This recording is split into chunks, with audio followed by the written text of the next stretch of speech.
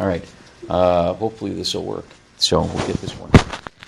So we've been talking about digestive system, and we got through alimentary canal. We talked about the functions and accomplishments of the digestive system. We dealt with the alimentary canal from a quick overview. How many of the items on this diagram do you need to know? All of them, good. And then for this diagram, you should know all of them because we mentioned them all. The only one that I don't know, I think we did. We touched on all of them, so be familiar with them all. Okay. And then we went through this. We talked about all of those, right? Vestibule, oral cavity proper, tongue and papillae, frenulum. We ended with frenulum, didn't we? Snip into the tongue-tied. Tongue-tied. Tonsils. Can you live without them? Absolutely. Does that mean that they're useless? No, they have a function, and they're part of the immune system. So you definitely want to keep them as long as you can. Worst case of tonsil infection is something called quinsy. Had a relative who had it. It was back when the doctors actually made house calls, and he had such a terrible infection that the tonsils, the two, not palatine, the lingual tonsils, the ones that are next to the back of the tongue, had swollen so that they were touching, and he was having difficulty breathing. And the doctor took a suture, a curved needle with the suture thread on it, and ran a suture through each of the tonsils, piercing them so that the infection would drain. And this relative of mine, who was an uncle of mine, granduncle really, indicated that it sprayed pus and blood as they drained. They were under so much pressure. He said it was one of the most painful things he had ever had to go through, but when it was done, it felt so much better. And the doc just left the thread running through the two tonsils and said, you know, we should probably make an appointment for you to come in and we'll get those tonsils taken out. But in about 2 days, you can pull the thread yourself, no big deal. It's like, just go ahead and remove your sutures for yourself, you'll be fine.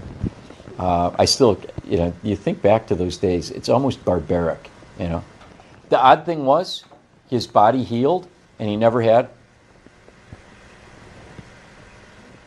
his tonsils taken out. Went to the grave with his tonsils. So, weird. No, not that I know of. The infection may be so bad that they may need to, more often than not, when you're in that kind of a situation, if they're so swollen that they can't be removed easily, you're probably in difficulties breathing. They might even have to intubate, in which case they're going through them if they have to, because you know air's got to get in. So it's weird. I mean, I've had some pretty bad throat infections. I used to get tonsillitis and strep throat just horribly in college, and you know by the time they begin to scar, you pretty much are past it and it's not a problem. But yeah, there were some times when they were pretty close.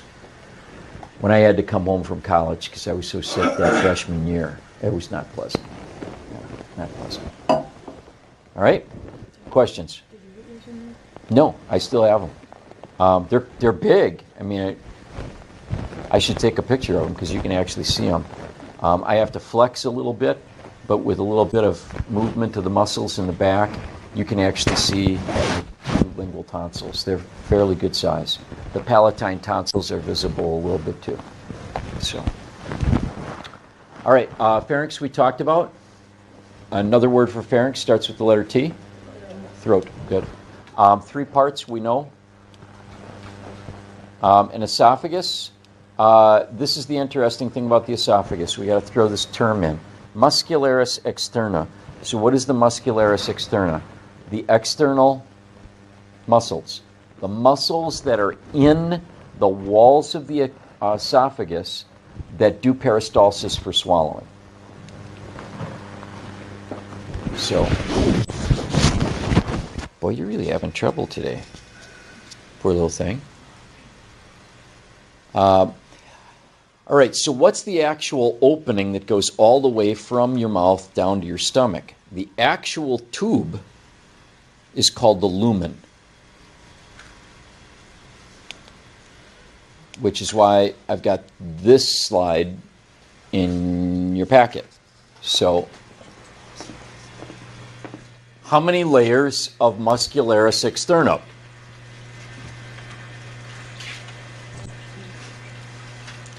Muscularis externa has 2 layers. One layer that is longitudinal and one layer that is circular. All right, so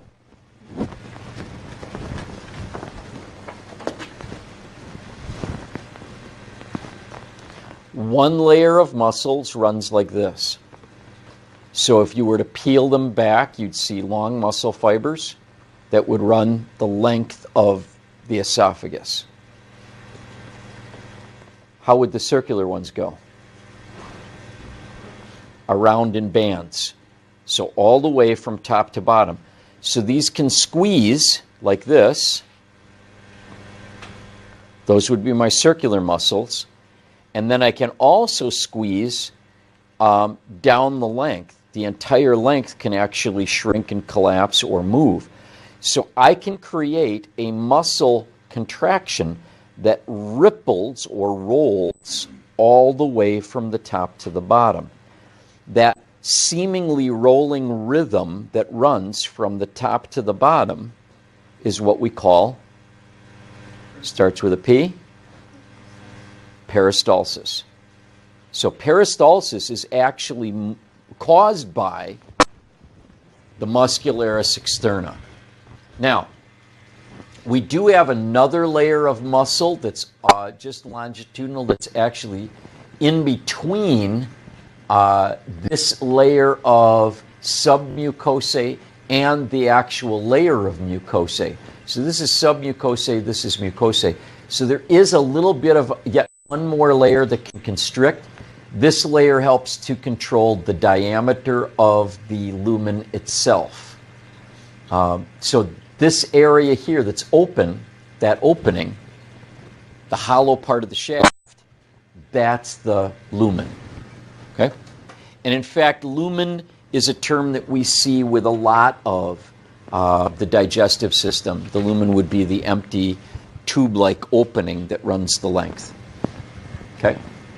I will not make you know all of these. I just need you to know muscularis externa includes in the esophagus 2 layers, and both of those are involved with peristalsis. Now, what do you notice about these little things? What are these? Submucosae and mucosal glands. So what are we secreting? Mucus. Okay? So are these cuboidal, columnar, or squamous cells? Cuboidal, columnar, or squamous?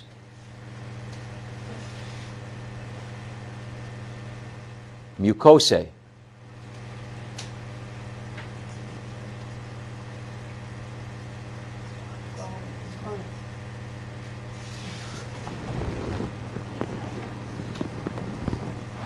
Squamous. External, flat like shingles. Pretty much dead. Not going to squeeze anything out of those. So not squamous.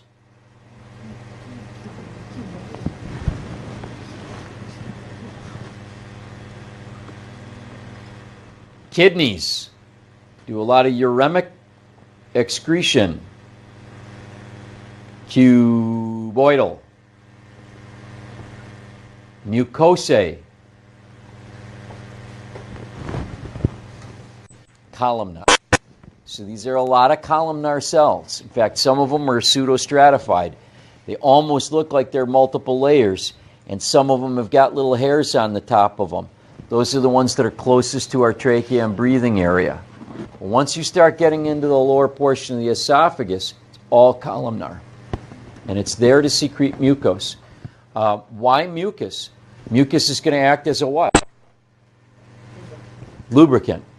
And it is very lubricating. It's slippery.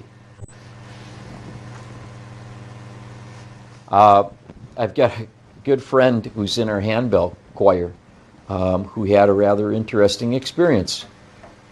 He has been suffering stenosis of the esophagus. His esophagus has narrowed. And he was eating steak at a restaurant.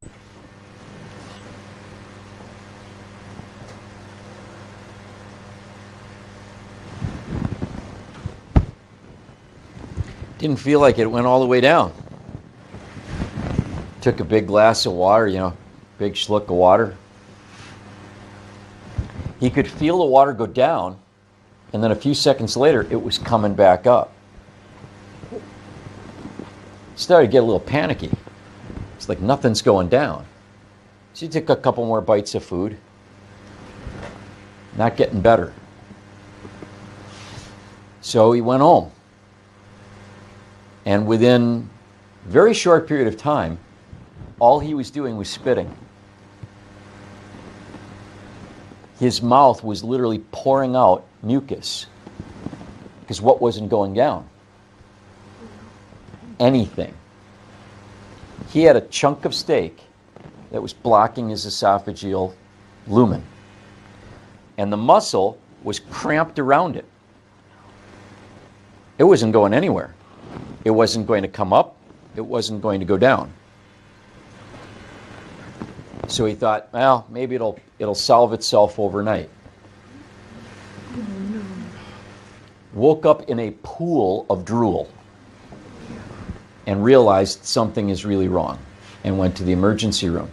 While there, they scoped him, went in up through the nose and then down through the esophageal tube, lumen, and sure enough, about 3-4 centimeters up from the cardioesophageal sphincter, here's this chunk of steak. So the doctor said, which would you prefer us to do? A, try and push it the rest of the way. B, try and pull it back up. Or C, continue to watch and wait. He said, what's the shortest route? Pushing it. Go ahead and push. Are there any problems if that happens?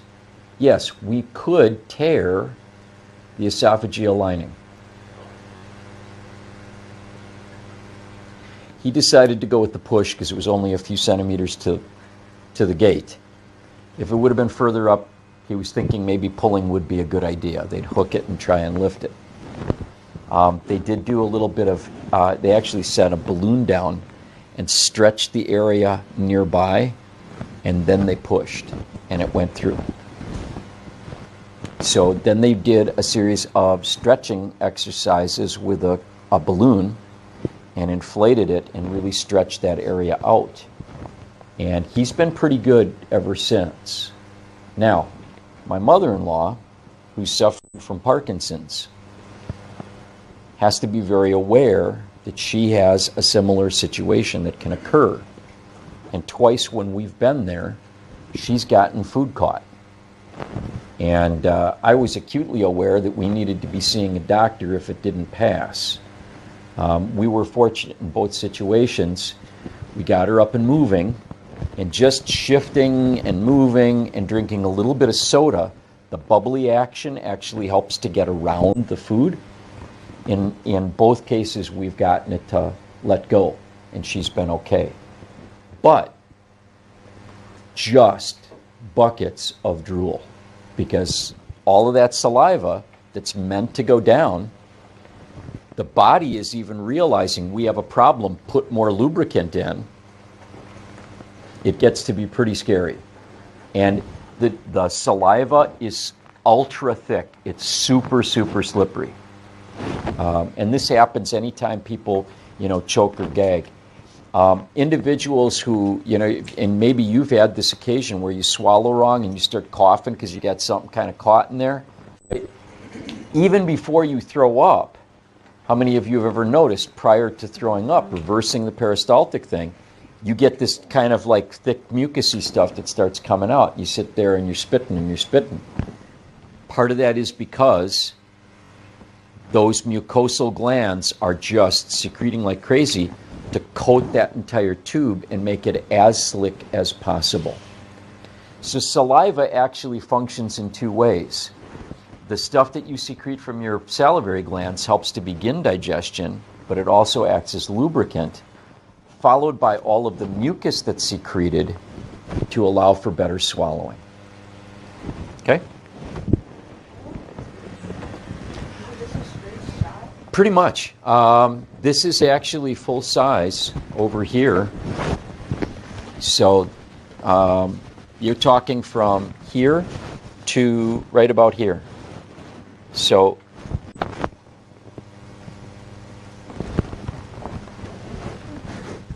probably closer to that, because the top of your stomach really resides right where your diaphragm is. And my rib cage is right here. So I can feel the edge of my rib cage. My liver would be right below it, and slightly more posterior, but tucked up and under, is the top of the stomach. So if you've ever had heartburn, you had a little bit too much greasy food, or maybe a little too spicy, or you get just a little bit of reflux that comes back on that, you'll feel that burn in that middle section. You're really only talking about a distance of about that much. So we don't really have, it's not like, I think when we're kids we think that this is like this gigantic tube. And I think too we also are under the impression that you have, miles of intestine. You really don't, but you do have a fairly long, the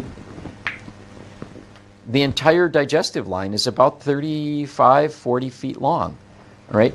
From that wall to that wall, it's about 35 feet. But most of it is what?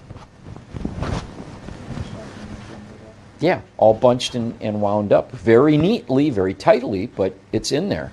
The only really big straight shot is that first part.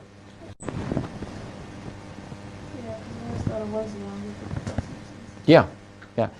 And once you begin to see, and we'll see it when we're at Concordia on Monday, you'll actually see how long that area is, and you'll see how big the stomach is. I always think it's kind of cool from a puzzle point of view. When you start looking at how all of the parts fit together, it's crazy how well designed we are. And it's another one of those opportunities, I think, when we look at it, you can see it and you can say, yeah, that does look like it's been planned. That this couldn't have just happened by chance. There's a reason for it to be the way it is. Okay? Questions? Good. All right, let's keep going. All right, so this is the stomach, and yes, you do have to know the whole stomach diagram. And most of this you already have looked at least in part, because we looked at it in the fetal pig. Oh, I feel sorry for Abby. I'm sorry, because this is going to be like rocking back and forth. You're going to be seasick by the time we're done. Cardioesophageal sphincter, sometimes just simply called the cardiac sphincter. Pyloric sphincter right here. Pylorus is the actual opening area where the muscle, and it's kind of like where the lumen of the stomach leads out. Bottom section of the stomach, pyloric antrum. Midsection of the stomach is called the body. Top portion of the stomach, fundus. Long outside. Good. Shorter side.